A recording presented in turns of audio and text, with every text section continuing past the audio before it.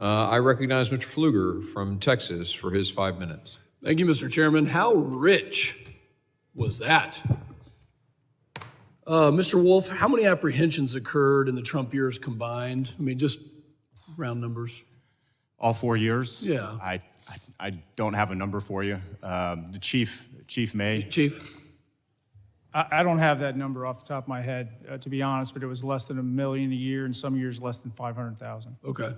How many since Biden has taken over? You have to define whether they're arrests or encounters, but apprehensions would technically include encounters that are over 6 million.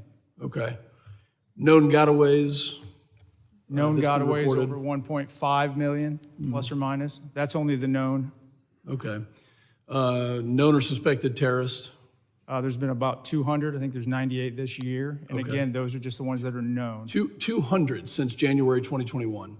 And Mr. Wolf, you guys reported known or suspected terrorists. Actually, it took us 6 months to get Mayorkas and the president to actually report known or suspected terrorists. What's the combined approximate total in the Trump years of known or suspected? I believe it was 11. 11. How rich is that discussion that we just heard about looking in a glass house? You know what the political theater here is? Over 5 million apprehensions at our southern border, over 200 known or suspected terrorists, over 1.5 million known gotaways. I have constituents who are currently sitting in this committee hearing right now that live in West Texas. And these folks are dealing with the unfunded mandate that my colleagues on the other side of the aisle are calling political theater. You're saying that 53 people that died in a tractor trailer south of San Antonio last summer is political theater? Give me a break. This is insane that we continue to look at this administration anything less than a complete abysmal failure. Mr. Wolf, it looks like you might have a reply or something that was from the previous question. Well, I would just say that the previous question from the congressman was probably false on all fronts. I think it's a naive view of the situation that occurred in 2018. Children are separated from adults who may or may not be their parents. Perhaps they're their parents that are abusing them. This happens every day along the border. You need to visit the border. You need to talk to Border Patrol to actually understand the border. This happens every day in the Biden administration. This happens in the Trump administration, Obama, and it goes on and on and on. I'm sure the chief can tell you more about that. But this idea that it only started in 3 weeks in 2018, it's a false narrative. Well, isn't it true that the Obama administration actually started family separation in all practicality? Mr. Scott, you served for 4 different presidents, both sides of the aisle. Yeah, correct. I'm really offended by not by you, but the statement family separation. DHS, United States Border Patrol, under various different administrations, prosecute people for committing crimes. And we prosecute more people for committing crimes of the percentage of the total population as the numbers go down. Over years, we found out consequences slow down the flow of illegal immigration. A consequence is a prosecution. That's what we were doing in the field. That happened way before the Trump administration. Some of you may be familiar with Operation Streamline.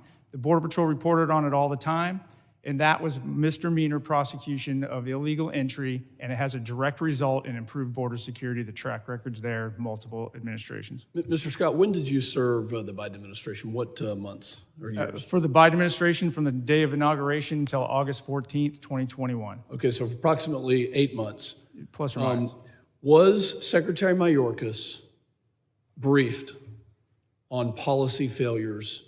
Were there recommendations that were made to Secretary Mayorkas and President Biden from Border Patrol, from ICE, from Customs, from any of our DHS leaders?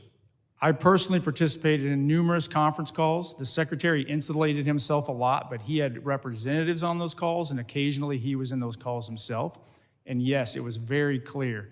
But the administration made it very clear deterrence was no longer our mission, and we weren't even allowed to talk about it. The minute you talked about trying to slow down the flow or putting any kind of a deterrent mechanism in place, we were immediately stymied. So this is a willful and complicit decision to turn away from the policies from 2017 to 2020 and go a different direction, which have resulted in the numbers that I previously said. And they've been advised, and there have been recommendations made by yourself and others that they have completely ignored.